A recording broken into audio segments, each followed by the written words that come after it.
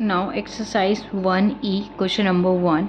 The temperature of the fridge compartment of a refrigerator is set at 8 degrees Celsius and the freezer compartment is set at minus 10 degrees Celsius. What is the difference between these temperature settings? Means refrigerator का दो compartment होते हैं, एक fridge और एक freezer वाला.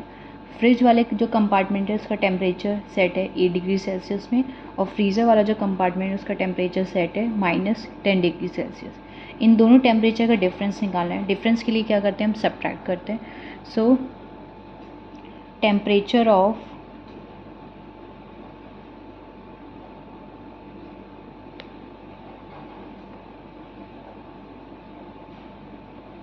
Of the fridge compartment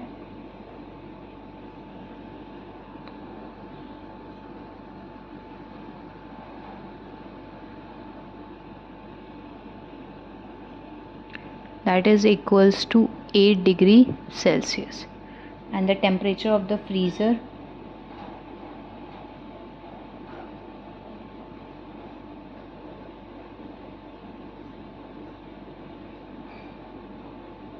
compartment that is equals to minus 10 degree Celsius. Fridge compartment का 8 degree है, फ्रीज़र का माइनस 10 है. दोनों का डिफरेंस फाइंड आउट करेंगे. Difference in temperature setting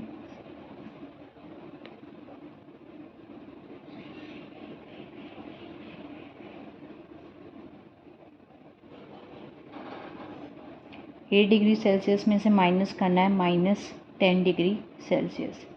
bracket open करेंगे, साइन चेंज आएंगे, minus minus plus 10 degree Celsius.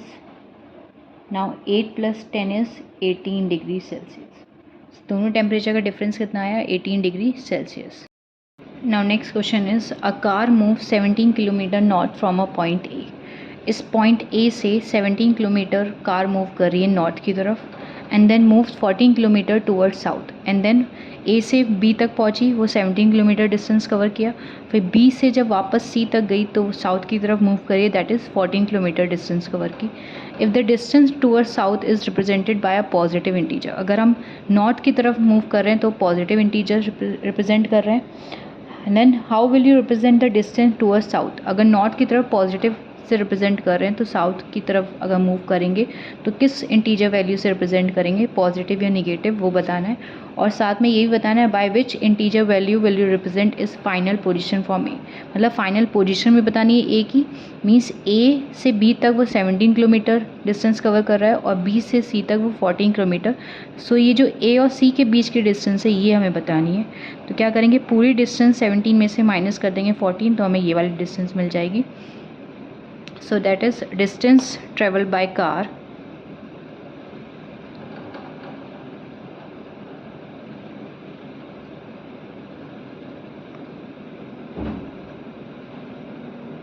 towards north.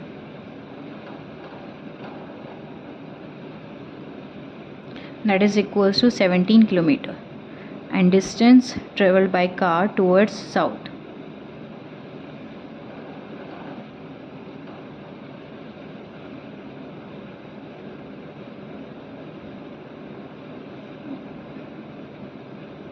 ये कितनी हो जाएगी, 14 किलोमीटर गिवन है.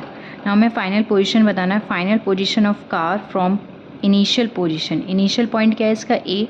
सो final position of car from point A.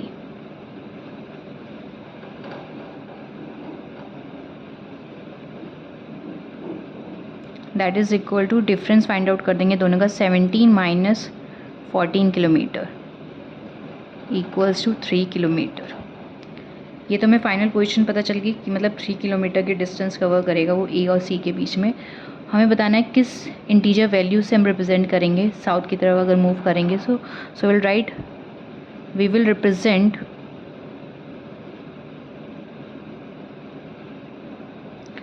Represent its final position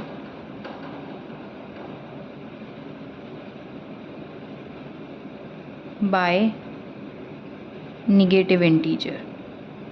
क्योंकि अगर नॉर्थ की तरफ जा रहे हैं तो हम पॉजिटिव इंटीजर से कर रहे हैं, तो ऑब्वियसली जब नीचे की तरफ आएंगे तो निगेटिव इंटीजर से रिप्रेजेंट करेंगे. Next question, Reena climbs up 5 stairs every second, मतलब हर एक सेकेंड में, एक सेकेंड में वो 5 स्टेयर्स ऊपर की तरफ क्लाइम करती है। तो ऊपर की तरफ क्लाइम करती है, that means positive value represent करेंगे। And then climbs down 2 stairs over the next second, मतलब नेक्स्ट सेकेंड में वो नीचे की तरफ आती है, तो नीचे की तरफ आ रही है तो उसको किससे रिप्रेजेंट करेंगे, माइनस, तो -2 हो जाएगा। So that is how many seconds will she take to climb 60 stairs. तो 60 स्टेयर्स को क्लाइम करने के लिए वो कितने सेकेंड्स, मतलब कितना टाइम लेगी। So first sentence will be Reena climbs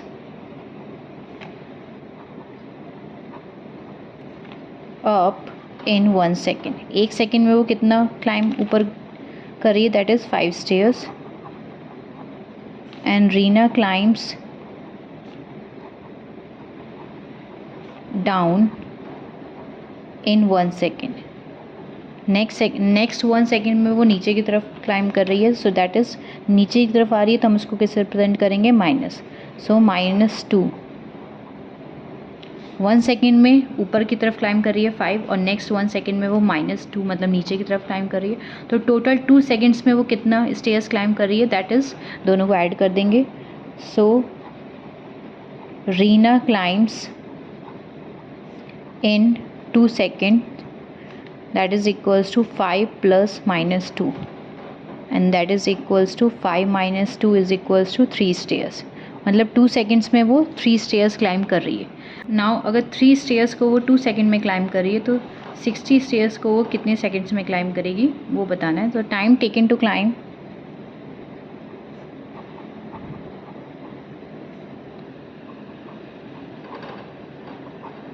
to climb 3 stairs, 3 stairs के लिए कितना टाइम लिया उसने, 2 सेकेंड। सो 1 स्टेयर के लिए कितना लेगी, time taken to climb 1 stair, that is equals to 2/3 second. Now 60 stairs का निकालना है तो क्या करेंगे, multiply time taken to climb 60 stairs 2/3 multiply by 60।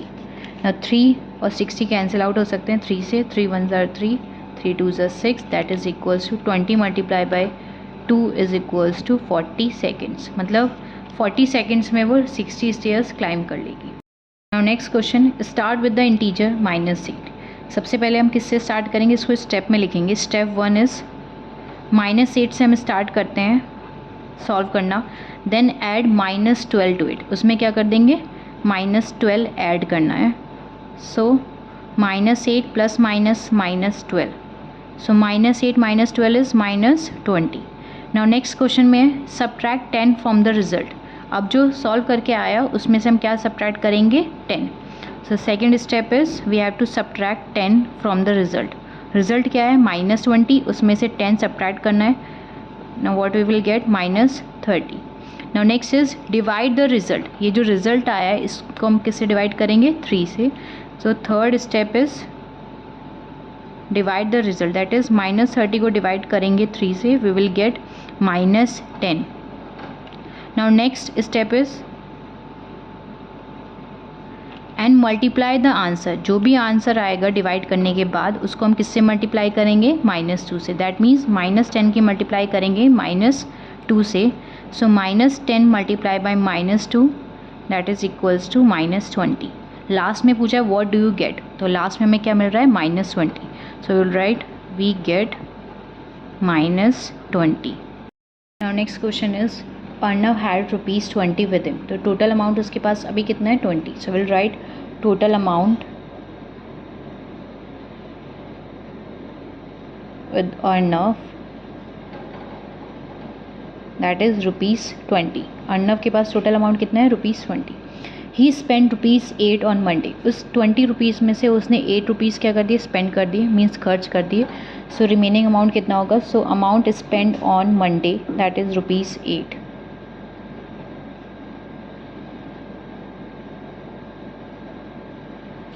ना उसके पास अमाउंट कितना बचा, remaining amount is 20 - 8,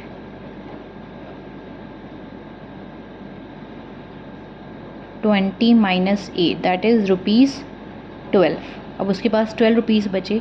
now next question में क्या कह रहा है, got ₹5 as pocket money on Tuesday. उसके बाद 5 रुपीज़ पॉकेट मनी उसको मिल गई। सो 12 तो उसके पास ऑलरेडी थे, 5 रुपीज़ और मिल गए, टोटल कितने हो गए 17। So he got pocket money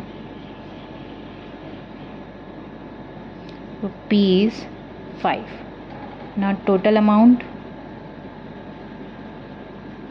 is ₹12 plus ₹5, that is ₹17। अब उसके पास 17 रुपीज़ हो गए। उसके बाद gave ₹7 loan to a friend. इस 17 रुपीज़ में से उसने 7 रुपीज़ का लोन अपने फ्रेंड को दे दिया। So he gave loan to a friend, that is ₹7। Now remaining amount is 17 में से 7 माइनस कर देंगे, 17 माइनस 7 इज 10। अब उसके पास 10 रुपीज़ बचे। आगे क्वेश्चन में कह रहा है he ate an ice cream worth 10 rupees on Thursday. उस 10 रुपीज़ में से उसने 10 रुपीज़ की आइसक्रीम खा ली। सो बचे कितने 0। So he ate an ice cream that is ₹10। now remaining amount is 0।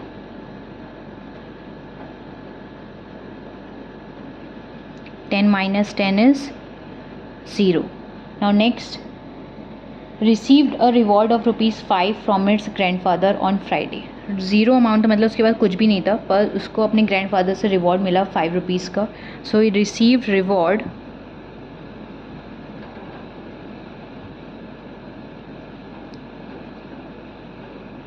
from grandfather that is of ₹5। now next, अब उसके पास 5 रुपीज़ है। अब नेक्स्ट क्वेश्चन में क्या कह रहा है, how much does he have on Sunday if his friend repaid the loan on Saturday. उसने अपने फ्रेंड को कितने रुपीज़ का लोन दिया था, 7 रुपीज़ का। उसके फ्रेंड ने उसको वापस रीपे कर दिया, तो मीन्स 5 रुपीज़ उसके पास थे, 7 रुपीज़ और आ गए उसके पास, तो कितने हो गए 5 + 7 that is 12। So his friend repaid the loan, that is equals to 5 + 7 ₹12। so ₹12 last में उसके पास कितने बचे ₹12 left with him। now next question is question number 6। a submarine left the surface of the water at the rate of -2 meters per second। Means submarine हर एक second में -2 metre पानी को छोड़ देता है। At that rate how long would it take the submarine to reach -60 metres level. अगर second में वो -2 मीटर्स पानी छोड़ रहा है तो 60 मीटर्स पहुंचने के लिए वो कितना टाइम लेगा। So submarine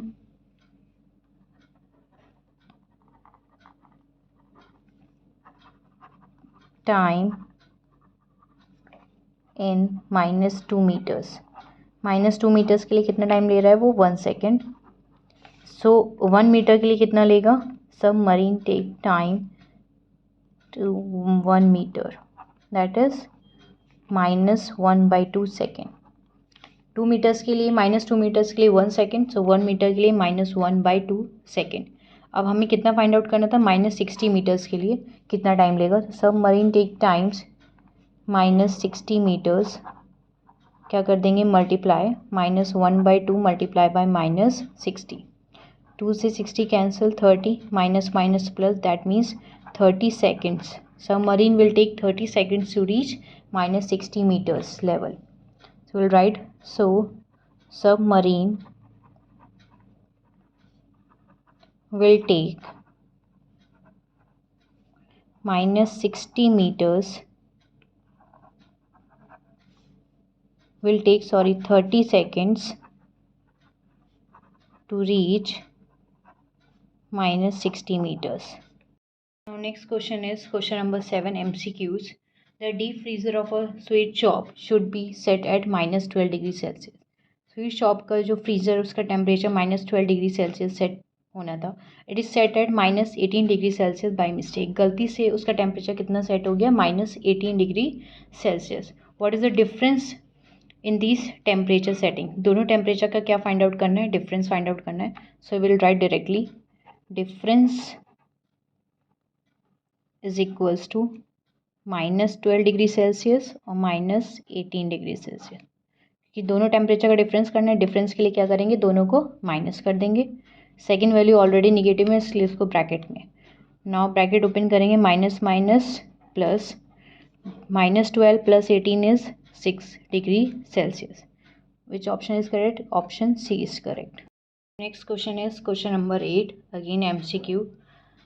a hiker is descending 152 metre every 8 minute. मतलब हर एक 8 मिनट्स में वो कितने मीटर नीचे डिस्टेंस आ रहा है. डिसेंडिंग मतलब एक निगेटिव टर्म है, अगर इसी का असेंडिंग होता तो वो ऊपर की तरफ, मतलब वो पॉजिटिव टर्म होता. तो डिसेंडिंग मीन्स नीचे की तरफ आ रहा है, दैट मीन्स हर 8 मिनट्स में वो कितने नीचे आ रहा है डिस्टेंस, 152 मीटर.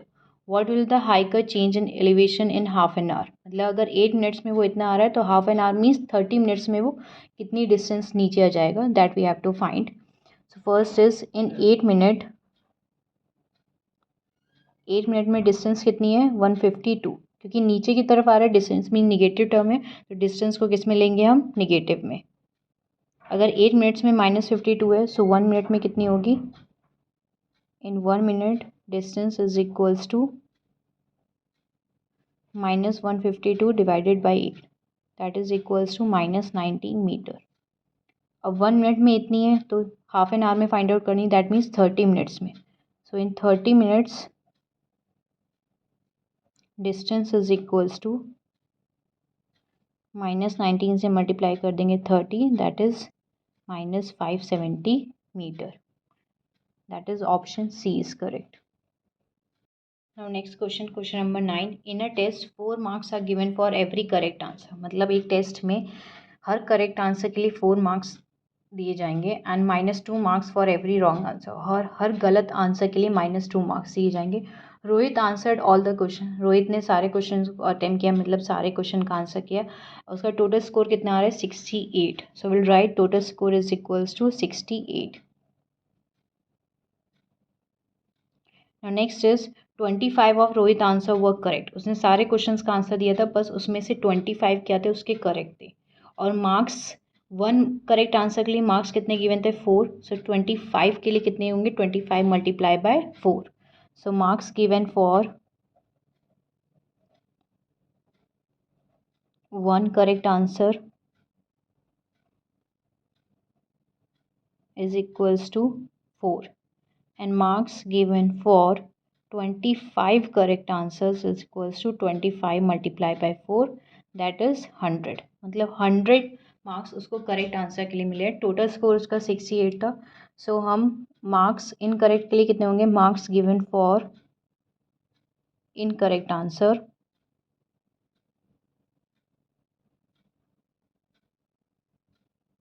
करेक्ट में से टोटल स्कोर अगर माइनस कर देंगे, सॉरी टोटल स्कोर में से अगर करेक्ट वाले माइनस कर देंगे सो इनकरेक्ट पता चला है, दैट इज -32. अब क्योंकि 68 माइनस 100 इतने -32 उसको इनकरेक्ट आंसर के लिए मिले होंगे मार्क्स. और हमें फाइंड आउट क्या करना है, हमें फाइंड आउट करना है how many of the questions he attempted were incorrect. कितने इनकरेक्ट मतलब कितने रॉन्ग आंसर उसने अटेम्प्ट किए. So for that number of incorrect answers,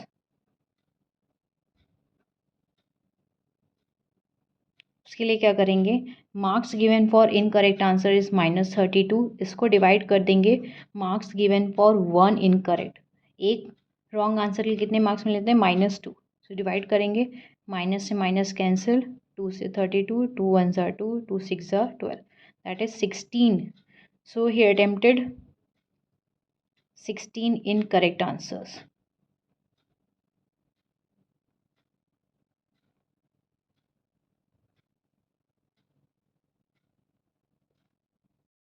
Next question is hot question, high order thinking skill. Mount Everest is at a height of 8,850 metre. Means height क्या है mount Everest की, इतनी, और उसकी base की height भी given है 5,400 metre. तो दोनों की हाइट का डिफरेंस पहले फाइंड आउट कर लेंगे, दोनों की हाइट का डिफरेंस कितना है. So height of the mount Everest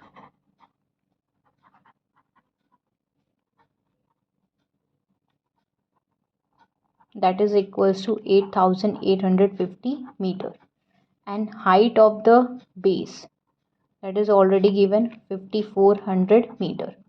दोनों के हाइट का difference, so difference in height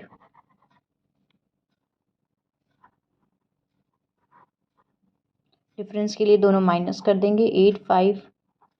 8850 minus 5400 metre, that is equals to 3450 meter. Now next question is saying the temperature here drops at the rate of 1 degree per 100 meter. मतलब 3400 metre में क्या होता है, जहाँ इस हाइट पे अगर हम पहुँच जाते हैं तो वहाँ पे हर 100 मीटर पे 1 डिग्री सेल्सियस टेम्परेचर ड्रॉप हो जाता है. ड्रॉप का मतलब टेम्परेचर निगेटिव में. सो 1 मीन्स 100 मीटर में 1 डिग्री सेल्सियस ड्रॉप होता है, तो 1 मीटर में कितना होगा उसको डिवाइड कर देंगे, और 3450 मीटर में कितना टेम्परेचर ड्रॉप होगा वो फाइंड आउट करें. The temperature drops in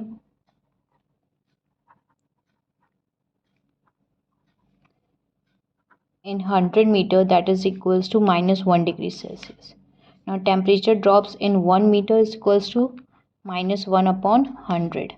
Now temperature drops in 3450 meter is equals to minus 1 by 100, multiply कर देंगे 3450. 10 से 10 cancel. Now what is left? 345 by 10.